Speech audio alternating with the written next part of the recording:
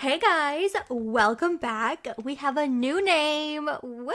So, welcome to Mindful Uplevels, which actually, this name came to me 2 years ago. I had started posting online. I think I was posting for like a year, working on creating a coaching business for myself, and then I just got burnt out. And so I took a break, and as soon as I started that break is when I thought of the concept of mindful up levels and thought of that name and everything. When I was creating this podcast, though, I did think about using that name for a hot second, but since I had already known that name for a couple years, I was like, no, like I want something new and like exciting for me. But then I was like, you know what? Mindful up levels is just it's too perfect. I gotta go back to it. So here we are. Yay. Love it. So I figured a good episode to do while, the first episode with this name change would obviously be to explain what do I mean when I say mindful up level. So when we think of up leveling, I don't know about you guys, but in the past, when I think of times, I have a couple examples I'm going to share with you guys of times in the past where I was like pushing so hard, go to reach my goals. And that's kind of what pushed me to come up with this whole thinking of what a mindful up level is, which is actually, you know what? I want to pull up my Instagram post because I really like the way that I worded it in there, which by the way, if you're not following me on Instagram, go check it out. It'll be in the description. But let me just read real quick. So mindful up level is a journey of evolution that centers around self-love, ease, and alignment rather than pressure, hustle, or external validation. It's about transforming in a way that honors who you truly are at the pace in which you're meant to grow, not by pushing yourself to meet external expectations or to prove your worth. Mindful upleveling means choosing growth because you love yourself and want the best for yourself. It feels aligned and exciting rather than forceful from the pressure of having to prove yourself. It's about embracing your unique journey, celebrating your progress, and growing from a place of deep inner peace and trust, and knowing that you are enough exactly as you are. Mindful uplevel is a shift from I need to hustle to succeed to I can grow with love, ease, and alignment at my own pace. Love that! Okay, so that's what a mindful uplevel means to me. Now, so you can see in action what I'm talking about, I'm going to share with you guys a couple of times in the past where I was super go, working hard to reach these goals, but not in a way that felt good to me or sustainable. But also something I want to preface is that there's good and bad to everything. So I'm not saying that when I was all go and stuff, I'm not saying that is fully wrong, fully bad. There's nothing there's no wrong or right. There's no completely good, completely bad. Everything has both. So some positives that came out of my go era are, well, no, I don't want to say positives that came out of it right now. I meant to say positive qualities, good character traits that I liked from that. What I'm trying to say is that girlie was ambitious. She is ambitious. So that's what I mean. It's there's good qualities from that. Ambitious, goal-oriented, driven. You're going after your dreams. It's like a spectrum. You don't want to be... Actually, I've been on both ends of the spectrum. I've been on fully go, work hard. And then I've been on the other side where I'm essentially doing nothing to really get me towards my goals. And now I'm finding that nice middle balance of, yes, doing things that are going to get me to the goals that are truly my heart's desires, and also enjoying the process, having fun, living life, enjoying the present, being here now. And I think what really... Am I yelling? Guys, let me know if there's anything that I should switch about the audio, because I'm not sitting there listening to the whole episode after I post it. So let me know. Just let me know. Okay. I think what really helped me to start embodying this mindful upleveling is taking the outcomes off the pedestal. So looking at what is this thing that you want? Why do you want it? And I think I talked about this in a different podcast episode, saying that like once you see why you actually want the thing, start to really think about it. Like, do I actually want this? Is this something I actually want? Or do I just think that I have to be going after this? Do I think that it's going to make me, feel worthy?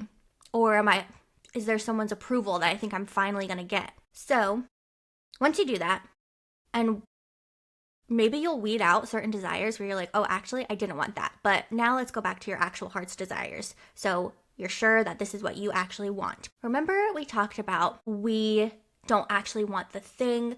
We want the feelings we think the thing is going to give us. Once you really understand that and you start to feel those feelings now, it's like a flip switches because you're truly loving your life, learning how to love it more and more each and every day. It's a process. It's not an overnight thing. And then that releases the pressure and that needy energy, like needing to have your outcome, because you're already feeling how you think it's going to make you feel. And so then it's kind of like a cherry on top, and you're no longer racing and rushing to get somewhere. You're good where you're at. It's okay to be happy with where you're at and still want more. I think a lot of us feel like, oh my gosh, but what if I get so content and then I lose sight of my goals and I stop working towards them? Well, I feel like two things. One, if it's something that you truly actually desire, like on a heart level, on a soul level, you truly desire it, I don't think that would happen. But if it does happen, then it is for a reason. Maybe there's a season in your life where you just take a break from it. If you truly, truly want it, you're not going to forget about it for the rest of your life. You know what I mean? All right, let's get into my examples now. My first example is something that I was working towards that I realized I didn't actually want. And my second example is something that I did and do actually want. That's fun. We have two different kinds of examples. Okay, let's get into it. So, first one being teaching. I don't know if you knew this about me. I used to be a first grade teacher. I taught first grade for 3 years. I love the kids. I had so much fun just being with the kids, and I truly miss that aspect of it, but teaching is just not my, long-term thing that I want to do. I quit that 2 years ago? Yeah, I think two and a half years ago. So, taking it back to when I was teaching, I worked so hard, okay? There were points in time where I would be one of the first people to get to school so I could do extra work. I'd be one of the last people leaving school so I could do more work. Over the summer, I was doing so much work. Like, I remember at my dining table, I had just so many papers. I was laminating all these things. I was working so hard. Yes, because I liked the job. It was fun for me, but mainly the reason I was working so hard is because I thought I had to prove myself. To my administration there, I was constantly thinking about impressing them, or am I doing enough? Do they think I'm a good employee? Constantly needing their approval. And that's why I was working so hard. Mainly. And then something happened, which I don't really know how much details I want to share today. So let's just say something happened that made me feel like it was all for nothing and I didn't have their approval. And that is what was just a big wake-up call for me of what am I doing? What am I doing this for? And there was always a little inkling, I don't know if inkling is the right word, there was always a little thing in the back of my mind that was you're not going to be teaching forever. Or even in the near future, you're not going to be teaching. But I just never listened to that. I just kind of ignored it. I was like, whatever. But I knew deep down that this isn't what my heart actually wanted to do. Part of it is because I had been saying I wanted to be a teacher since I was little, but then I changed my mind. But then everyone around me would be like, oh my God, but you'd be such a good teacher, and blah, blah, blah, blah, blah. Basically, this was just a big wake-up call for me to be like, what the heck am I doing? I just worked so hard for these people's approval and I don't have it. Why did I just do all that? And then that's what made me just sick of feeling like I was living for other people. And that was a really good thing. I'm really glad that happened though, because it sparked this whole awakening. So we love that. Okay, now the other example. And if you're wondering what I did after that, I still was teaching after that for, I think I did like one more year after that. I did not go crazy above and beyond like I did the 2 years before that. But obviously, with teaching, it's a very important job and it's not something you can just like put half your effort into. Like, this is children's education that we're talking about here. So it still was a lot of work, but I didn't go like way above and beyond. Like, I tried to bring much more work-life balance into things, which was very difficult. So shout out to teachers, because that is a hard job to have work-life. I mean, I know there's like so many jobs that have hard work-life balance. Teaching is definitely one of them. All right, so transitioning out of teaching is when I started to pursue posting online and creating a coaching business. So this was, I think I started this in 2022 and then took my break in 2023. So this was like 3, almost 4 years ago at this point. While, yes, I did actually want this, like this was my heart's desire. Like I wasn't doing this because someone else was telling me I should do this and something like that. Like, this is something that I actually wanted to go for. And I really went for it. It was all I could think about. And I was constantly putting in the work and just always thinking about this. And if I wasn't doing something to work on it, then I felt like I was wasting my time and that was bad. And I felt really bad about myself if I was resting and focusing on literally anything else. And that's pretty much the long story short of it. And that's what like led me to needing to take a break. And so now, I mean, it's like, ask yourself, well, why do we feel such a rush to get these things? Like, why was I working so hard to get this thing? And that all comes down to external validation. That comes down to, I feel like I did not want to be seen trying and failing. Like, I wanted to just show up and, quote, succeed, because I thought it was, quote, bad if I didn't like have like all the clients immediately and like have this what would appear to other people as a successful business. And so there was like this desperation, this need to have this certain outcome quickly. And anything about external validation, no matter what kind of external validation you're seeking, it all comes down to self-image, right? So the past, oh my gosh, when did I really start focusing on self-concept? This was in that same year, in 2023, is when I really started focusing on self-concept, self-image, which means how do I view myself and believe the world views me, essentially my identity. And once you do that, you're changing how you view yourself, you're giving yourself the validation, and you start to lessen the need for your external validation, which again, this is all a process. It's never an overnight situation. This requires your conscious effort every single day. It's all these like principles sound simple, but it's not easy, if that makes sense. Like, it takes hard work every day because you are literally rewiring your brain. That's crazy. I was thinking about it yesterday, how crazy that is actually. I'm like, the past few years, I've just been casually giving myself a new brain. Like, what's going on? So, yes, focusing on that. If you want to focus on something, focus on your self-image. Focus on healing that.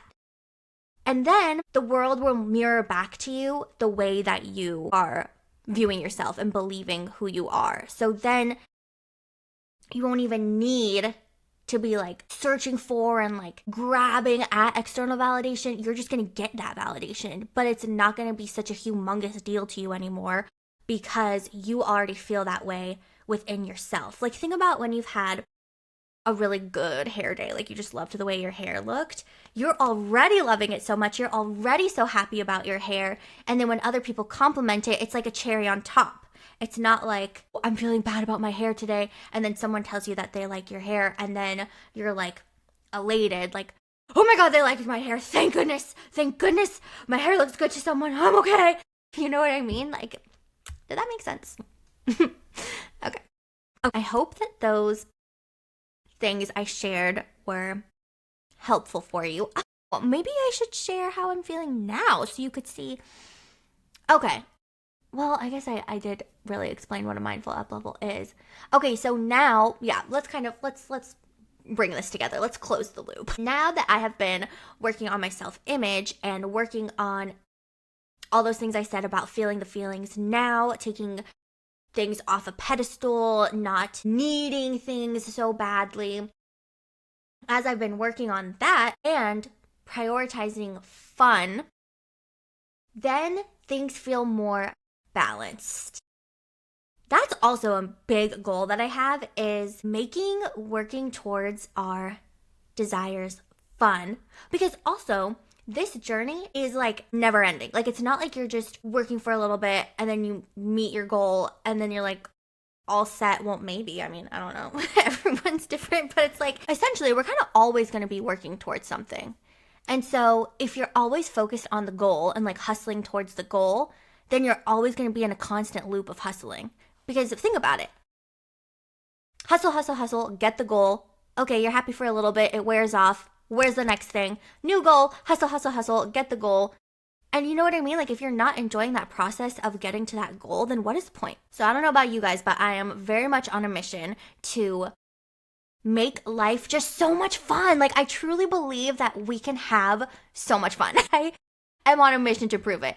I am on a mission to prove that you can have fun while living life, working towards your goals. Okay, one last note, and then I want to get into some journal prompts that I have for you guys that I feel are going to be really helpful with the topic of today's episode.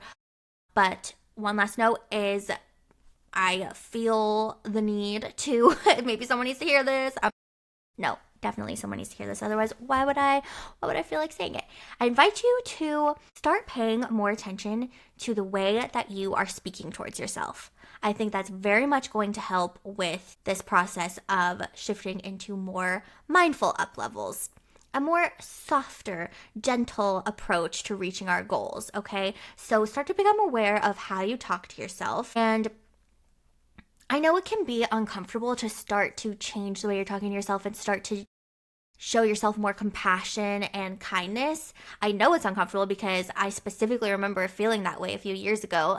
I have this vivid memory of like sitting on the couch and saying these kind words to myself, and it came out so weird. Like, it did not feel normal at all. I was like, what is this? And then I kept it up though, kept it up. And now it's just my new normal. And now if I'm talking to myself in a more negative way, like a meaner way, then it's more noticeable. And I'm like, what is this? So yeah, start to do that. Become aware and then shift how you're talking to yourself. Keep it up even when it feels awkward. And if you're having trouble with that, you could also picture maybe that you're talking to your inner child instead, or your best friend. That could be helpful too. Okay, now here are the journal prompts, which I recommend that when you sit down to answer these questions, make it like a thing, okay? Like, make the vibe however you want to make it, cozy, or light a candle, or whatever you want to do, and then sit down and take some deep breaths, really feel grounded. You could also do, this is something I love to do, is set the intent or visualize that there is a pool of gold and white light like 300 feet above your head. Set the intention that that gold and white light is from God, source, universe, whatever word you prefer. And then imagine that it is funneling down into literally every single cell of your being, like down to your toes, from your hair. Every single cell is being cleansed and recharged with this gold white light from source. And if you can't really visualize things, that's okay. Just set the intent, and that is also great. So we have that gold white light, and then also pink light from the center of the earth. Same thing, coming up through the bottoms of your feet, through every single cell in your body, all the way through your hair, cleansing, clearing, charging your cells, and connecting you to the earth. That'll help you feel more grounded. And then also, I like to imagine that in my heart space, there is a green light, and I like to take deep breaths, and with each breath, the green light is expanding and growing and growing and growing, and this symbolizes to me my heart opening. Okay? So So once you've done that, if you'd like to, here are some questions that you could ask yourself. You could also set the intention that you're getting these answers from your higher self. So, first question, what kind of changes do I want in my life right now? By the way, I'll also put these questions in the show notes. Okay, so what kind of changes do I want in my life right now? Did I decide this or did I pick it up from somewhere else? So we're basically trying to see, is this really a desire I want or not? And if it did come from somewhere else, who or where did I get this desire from? Next, how can I start to unveil my heart's true desires? And then, what can I start doing now to help me get more in touch with my own intuition? And that's the last question, and that is so important because in your life's journey, we want to be following our own intuition. It's so easy to have everyone else's thoughts and opinions cloud our judgment, whether it's from family, friends, society, social media. I mean, everywhere. We're just bombarded with other people's opinions. So ask yourself, what can I do to kind of like tune that noise out a little bit and make sure that I have a practice set in place too that's going to help get me to start listening to my own intuition, because our intuition is the roadmap that we want to follow. And if you answer those questions, please let me know, and also let me know if anything juicy comes up. I'm really excited to hear. Alrighty, I really hope that this episode was helpful for you guys. I hope that I was able to get across to you what I mean by a mindful uplevel, and I hope that you're also feeling inspired to mindfully uplevel in your life and prioritize having fun. Having freaking fun. All right. Thank you so much for listening. DM me on Instagram if anything stood out to you. I would love to hear your thoughts. And I will see you in the next episode. Bye.